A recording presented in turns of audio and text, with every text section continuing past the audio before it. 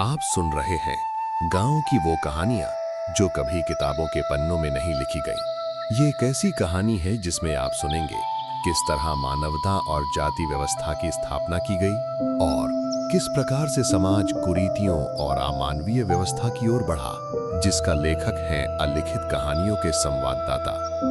और आप सुन रहे हैं अलिखित कहानियों पर। आइए कहानी शुरू करते हैं बिना किसी देरी के। शैली सामाजिक यथार्थ, ऐतिहासिक ड्रामा, नैरेशन आधारित स्टोरी।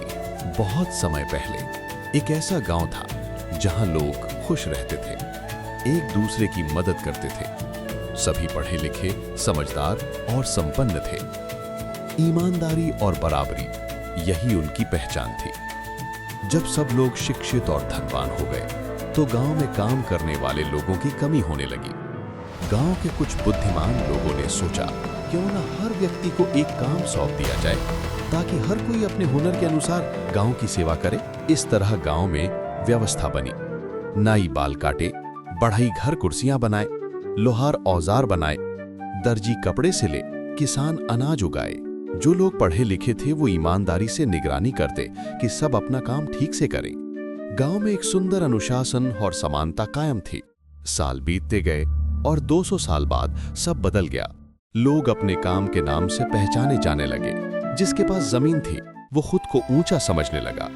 एक दिन कुछ जमींदारों ने कहा, अब कोई भी काम मुफ्त में नहीं करेगा, हर काम का दाम होगा। धीरे धीरे समाज में पैसों का चलन बढ़ा और रिश्तों का मूल्य घट गया। अब जो मेहनत करता उसे कम मिलता। जिसके पास जमीन थी वो मालिक कहलाता। गरीब और कारीगर सिर्फ अपने हुनर तक सिमट कर रह गए।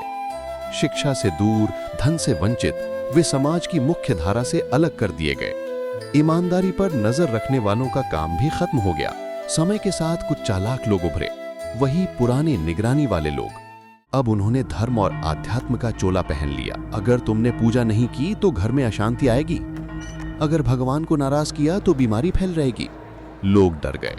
जो बात नहीं मानते उनके घरों में रात के अंधेरे में आग लगा दी जाती या अनहोनी करा दी जाती। धीरे धीरे धर्म के नाम पर लोगों से पैसा, सेवा और यहाँ तक कि आत्मा तक वसूली जाने लगी। जन्म से लेकर मृत्यु तक हर मौके पर दान मांगा जाने लगा।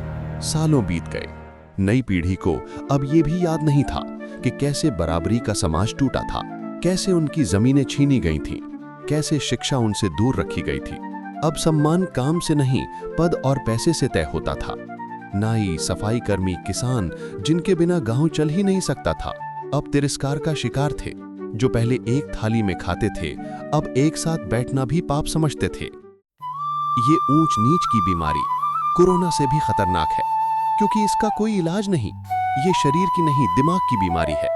कुछ लोग अब भी दूसरों को अपने घर के बाहर बैठाते और वही लोग अपने से छोटे काम करने वालों से नफरत करते। फिर भी कुछ समझदार बुजुर्ग और जागरूक युवा बचे थे। उन्होंने महसूस किया कि असली दर्द शिक्षा की कमी और डर में है। अगर लोगों को ज्ञान दिया जाए तो अंधभक्ति खत्म हो सकती है। गांव के कुछ बुजुर्गों ने 10 गरीब लेकिन तेज दिमाग बच्चों को चुना।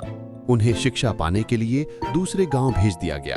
उम्मीद थी जब वे लौटेंगे तो गांव में बदलाव लाएंगे। कई साल बाद वे बच्चे लौटे।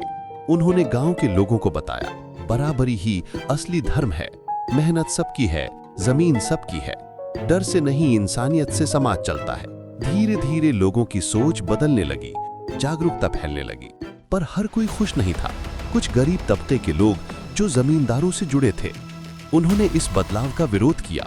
वे बोले, हमारे बाप दादा भी ऐसे ही जिए हैं, तुम कौन होते हो हमें सिखाने वाले। शायद गलती उनकी भी नहीं थी, क्योंकि सच कभी लिखा ही नहीं गया। जिन्होंने शोषण किया वही इतिहास लिखते गए। समाज की असली ताकत ईमानदारी, बराबरी और सहयोग में है। जब हम काम को सिर्फ पैसों से तौलने लगते हैं तो हमारी इंसानियत खो जाती है।